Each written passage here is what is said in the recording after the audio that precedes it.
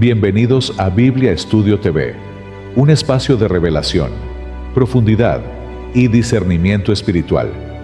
Canal dedicado a estudios bíblicos profundos con enfoque teológico, espiritual y conocimiento interior. Exploramos la Escritura como revelación viva, lenguaje simbólico y camino de transformación interior. Hoy continuamos con nuestra serie, El misterio de la iniquidad. Parte 3. El tema de hoy es el anticristo versus el hijo de perdición. El concepto anticristo es exclusivo de Juan. El hijo de perdición, el hombre de pecado que revela Pablo en 2 Tesalonicenses, lo estamos analizando dentro del contexto de Juan, que habla del anticristo. La pregunta ¿es el concepto anticristo lo mismo que el hijo de perdición? Ontológica y espiritualmente es lo mismo, porque habla del ser, y es espiritual, porque habla de un sistema de pensamientos. Vamos a explicar esto. En la segunda parte, expliqué que el anticristo no es un ser humano como nuestros teólogos enseñan. Juan nunca utilizó este término para referirse a un hombre. Juan utilizó este término para referirse a un espíritu anticristo o un pensamiento anticristo. Pablo, de igual manera, usa el término hijo de perdición para referirse a un sistema de pensamientos. El pensamiento anticristo y el hijo de perdición es el mismo pensamiento, pero expresado de modos diferentes por escritores diferentes. Y, aunque son el mismo, están expresados dentro de contextos diferentes. Esto es lo mismo que Juan revela en Apocalipsis 13, la bestia.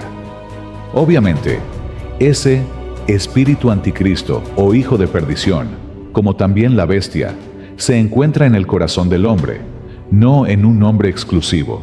Recordemos que la religión, igual que la teología de los hombres, son mecanismos de control y sometimiento creado por el poder sionista político. Juan, al igual que Pablo, que nos reveló las dos señales antes de la manifestación del Hijo en nosotros, también nos da otra señal que no podemos pasar desapercibida. Esa señal es el espíritu anticristo. El espíritu anticristo o el pensamiento anticristo es aquel que niega que el Hijo del Hombre, el humano, el Mesías o el Cristo es el Hijo de Elohim. ¿Qué nos quiere transmitir Juan con esta expresión? Esta respuesta la encontramos en el desarrollo del estudio. Anteriormente, dijimos que la verdad nos hace libres. ¿De qué nos hace libres? Precisamente de este espíritu anticristo. El conocimiento interior, no el exterior, es el que nos hace libres. Voy a tomar un texto que, según Constantino, es apócrifo o secreto. El Evangelio de Tomás, no considerado canónico. Hay algo que nos debe llevar a reflexionar. Se encuentra a la mitad del tercer dicho de Jesús. Jesús dijo: quienes lleguen a conocerse a sí mismos, lo hallarán. Y cuando lleguen a conocerse a ustedes mismos, sabrán que son los hijos del Padre viviente. Pero, y presten atención a lo que termina Jesús diciendo: pero si no se conocen a ustedes mismos, serán pobres, y serán la misma pobreza. Conocer esta verdad es la que me hizo y continúa haciéndome libre. Esta verdad es la misma que Jesús revela en Juan 17:3. La vida eterna no es algo que ganamos por portarnos bien. El mismo Jesús dice que la vida eterna es el conocimiento del Padre y del Hijo como una sola unidad. Y si usted lee Juan 17 con el Espíritu, no con los sentidos, va a discernir esta verdad. Pero ¿cuál es el problema? Que nuestros líderes no han entendido esto que Jesús dijo. Han desechado la verdad y se han ido tras de la vanidad de sus mentes y se han hecho vanos unos con otros. Y si la cabeza está enferma, también el cuerpo está enfermo. Escuchar predicaciones y conocer la verdad no es lo mismo. Las predicaciones apelan a las emociones. La verdad apela al espíritu. Las predicaciones te hacen sentir bien. La verdad transforma tu interior. Vamos a escudriñar a 1 de Juan 2:18. 2:22, 4:3 y 2 de Juan 1:7. Ya terminamos con 1 de Juan 2:18. Estos 4 versos nos revelan una verdad que nadie se ha atrevido a revelar, porque si lo hacen, su estructura jerárquica, establishment y su liderato se van por el fregadero. Entrar en las cartas de Juan para analizar el término anticristo, anticristos, es fundamental, porque aquí es donde la línea de la iniquidad que estamos trazando se vuelve explícita. Juan es el único que usa este término en toda la Biblia, y lo hace con una precisión quirúrgica que desmantela la idea de un monstruo externo para revelar un monstruo interno, un estado de la conciencia. En griego, el prefijo anti no solo significa en contra de, sino también en lugar de. Es por esta razón que lo traigo junto con el hijo de perdición, ya que, según Pablo, este hijo de perdición se sienta en el templo de Elohim, es decir, en el corazón del hombre, como Elohim, haciéndose pasar por Elohim. El anticristo, o el hijo de perdición, es aquello que usurpa el lugar de la verdad dentro de nosotros. Vamos ahora al desglose profundo texto por texto. Hoy, vamos a descubrir cómo es que se bate el cobre en las Escrituras. Continuamos con 1 de Juan 2:18. En este verso, Juan nos revela la multiplicidad del Espíritu, que han surgido a través de los tiempos. Presten atención a esto que viene, porque es aquí donde encontramos el error. Hijitos, ya es la última hora, y según vosotros oísteis que el anticristo viene, así ahora han surgido muchos anticristos. Por esto conocemos que es el último tiempo. Juan usa anticristos, del griego koiné, en singular y luego en plural. Al decir que ya han surgido muchos, está rompiendo la cronología lineal. Lo que nos revela es que esta corriente de pensamiento estaba manifestándose en las congregaciones de su época. ¿Cómo lo sabemos? Porque él mismo nos lo revela en el siguiente verso. Juan dice que esos anticristos, o ese pensamiento anticristo, salieron de ellos mismos, porque esos pensamientos no eran de ellos. Es decir, que en la iglesia primitiva, los verdaderos creyentes no tenían ese espíritu anticristo. Y la razón por la que salieron de ellos fue para que se manifestase que no todos los pensamientos en la iglesia pertenecen a ella. ¿Qué hace Juan aquí? Juan está haciendo distinción entre el Espíritu Santo, el pensamiento que reconoce la unidad divino-humano, y el espíritu anticristo, el pensamiento que no acepta esa unidad, los cuales ambos están en la iglesia, dentro del contexto personal y del colectivo. Juan nos dice que el anticristo es un espíritu o pensamiento contagiosa. Ese espíritu es contagioso porque se estaba manifestando en la iglesia de su época y, por consiguiente, en la iglesia actual, ya que nada ha cambiado. La pregunta es la siguiente. Antes de continuar con los versos siguientes, ese sistema de pensamientos anticristo, ¿en quiénes se estaba manifestando? ¿En el sistema del mundo o en el sistema de la iglesia?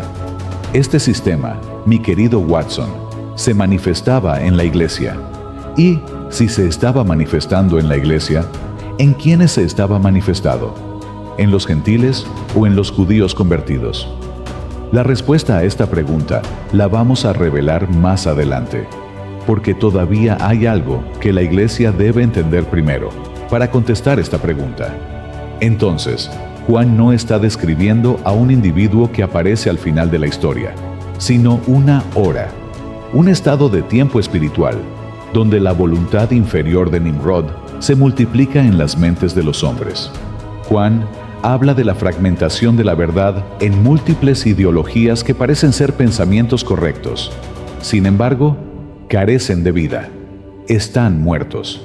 En este verso 18, Juan establece la fragmentación, la división o la dualidad dentro del creyente. Juan establece un orden para revelarnos la verdad.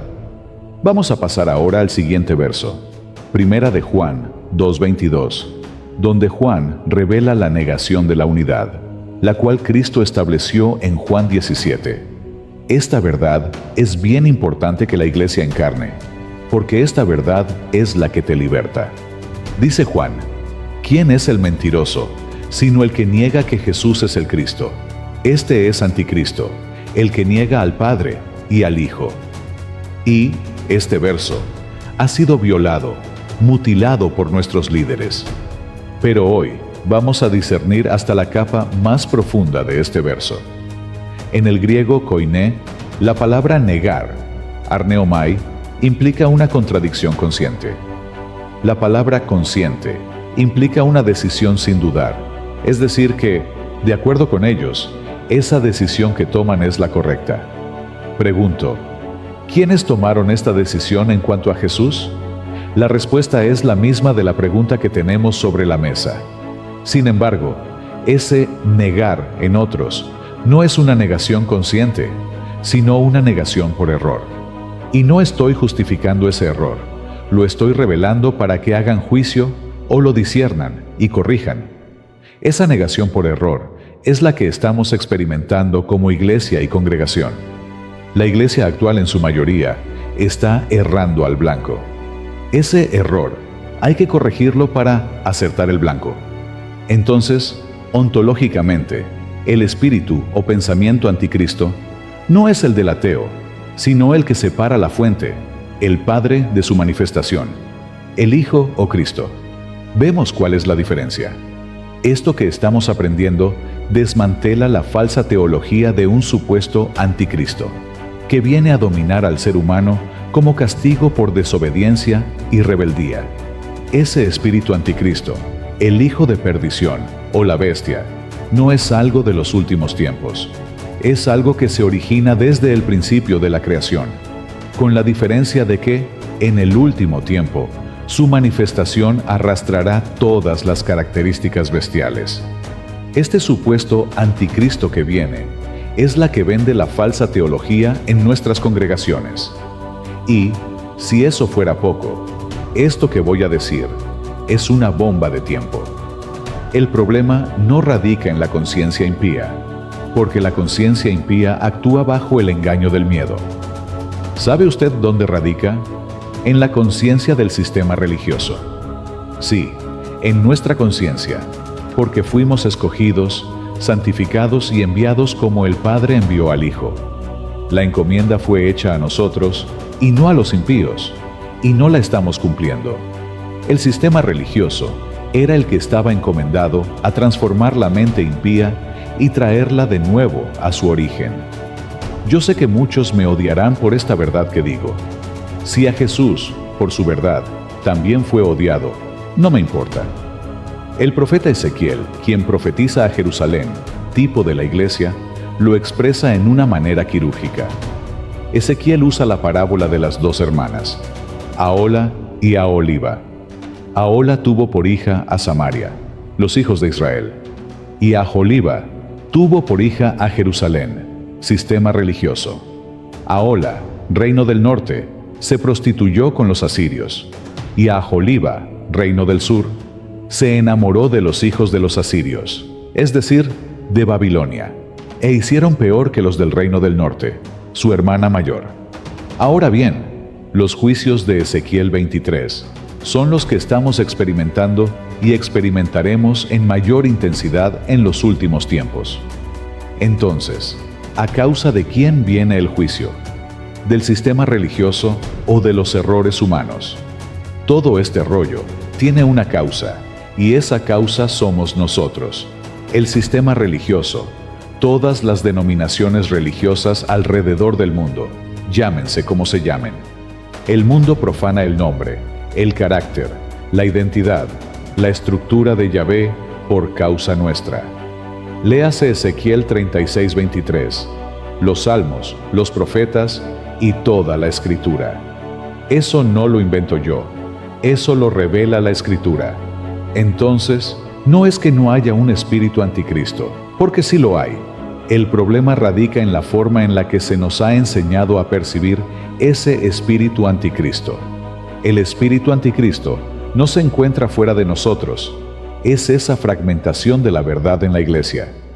Es esa verdad que hay en la iglesia, la cual, en la iglesia primitiva, era pura, íntegra, equilibrada, santa y alineada totalmente con la voluntad divina en ellos. Hoy día está fragmentada. La hemos dividido en diferentes posturas teológicas. Los pentecostales tienen una, los adventistas otra, los mormones otra, los testigos otra, los bautistas otra, los católicos otra, y cada una tiene su propio plan de salvación. Usted sabe quiénes van a ser arrebatados. Aquellos que Juan le dijo al Señor que estaban echando demonios, fuera en su nombre, y Juan le dijo que no se lo permitiera. ¿Pero qué le dijo Jesús? Déjalos quieto, son de los míos. Si nosotros seguimos peleándonos y diciendo que mi postura teológica es la correcta, quiero decirles que, por más lenguas que hablen, por más brincoteo y saltos en el altar, no se vistan que no van. Ya es tiempo de que la iglesia arregle el altar, su altar interno, porque ese Elías que Jesús dijo que vendría y pondría las cosas en orden es la iglesia.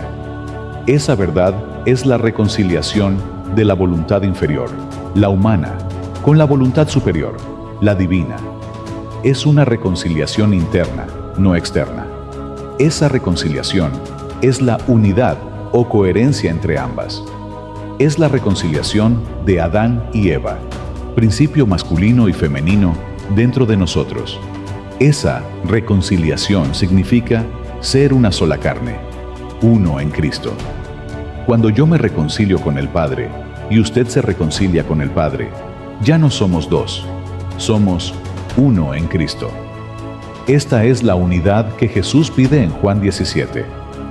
Pero ¿qué sucedió con esa verdad de la iglesia primitiva? La historia no la voy a decir nuevamente, pero la fragmentación, la división, empezó en el Concilio de Nicea, porque no hemos entendido que somos hijas de ese concilio. Ahí nacieron las diferentes denominaciones por medio de la reforma de Lutero. Si a usted le interesa saberlo, busque, que hoy nada está oculto. Espiritualmente, es esa mente fragmentada que cree que puede tener espiritualidad sin la encarnación de la verdad, en la cual se refleja nuestra conducta, nuestro caminar, nuestro vivir. Es el sistema que adora a un Dios lejano mientras vive bajo la ley de Canaán, el comercio y el ego, porque esos son sus dioses. Esa es una mente dividida. No hay coherencia, no hay reconciliación en ella.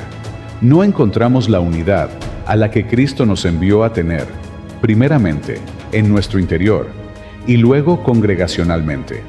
Esa es la diferencia entre la iglesia primitiva y la de hoy. Y me duele en el corazón tener que enseñar esta verdad, que se supone todos tengamos conocimiento. Nos han enseñado a leer la Escritura como doctrina externa, cuando fue escrita como llaves que abren las puertas del reino interior, para encarnarla y hacer del reino nuestra realidad actual, no futura. Juan habla de la negación de que lo divino y lo humano son una sola sustancia hecha en Cristo. El problema radica en que eso, divino y lo humano, lo hemos hecho una exclusividad de Cristo. Y esa es una falsa percepción. Cristo nunca se atribuyó exclusividad de esa verdad para él. Por lo contrario, siempre hablaba en tercera persona refiriéndose al Hijo del Hombre, el cual es un arquetipo de nosotros. Es mi responsabilidad enseñar esta verdad. Concluimos con 1 de Juan 2:22, diciendo que si usted no reconoce la unidad divino-humano en usted, es decir, que si usted no reconoce la verdad que Lucas 17:21 revela, entonces, usted es dominado por un espíritu anticristo. Y no solo eso, sino que es un mentiroso, según Juan, no yo. Vamos a recapitular el orden en el que Juan organiza esta verdad acerca de ese anticristo. Ya vimos en 1 de Juan 2:18, donde Juan revela que el espíritu anticristo sale de en medio de nosotros. En 1 de Juan 2:22 encontramos a los que niegan la unidad divino-humano en el ser humano. Juan llama mentirosos a todos aquellos que niegan esa unidad interna en nosotros. Y, ahora, vamos a entrar en 1 de Juan 4:2-3, donde Juan establece la diferencia entre el espíritu que confiesa que Jesucristo ha venido en carne y los que no confiesan o niegan que Él ha venido en carne. Pero, esto lo explicamos en el próximo episodio. Con esto, vamos a cerrar esta tercera parte de nuestra serie, El misterio de la iniquidad. No te pierdas la cuarta parte, donde continuamos con 1 de Juan 4:2-3. Estamos desentrañando todo el mensaje ontológico y espiritual que Juan nos revela en cuanto al anticristo. En el próximo video profundizaremos en el tema del anticristo y el hijo de perdición.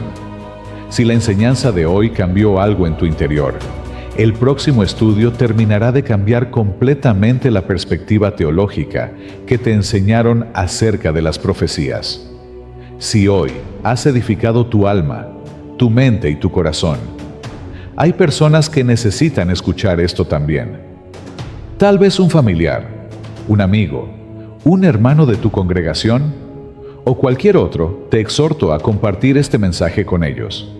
Si tienes WhatsApp y quieres recibir nuestros estudios en tu celular, debes de suscribirte a nuestro canal en WhatsApp, Biblia-Estudio TV. El Señor no quiere a su iglesia adicta a las redes sociales. Por eso, he creado este canal en WhatsApp. Las redes sociales es un tipo de esclavitud. Por eso, se llaman redes sociales, para esclavizar a la sociedad. Si no tienes WhatsApp, puedes seguirnos por este canal y de igual manera recibirás notificación de todos nuestros videos. Biblia Estudio TV no es religión, es transformación.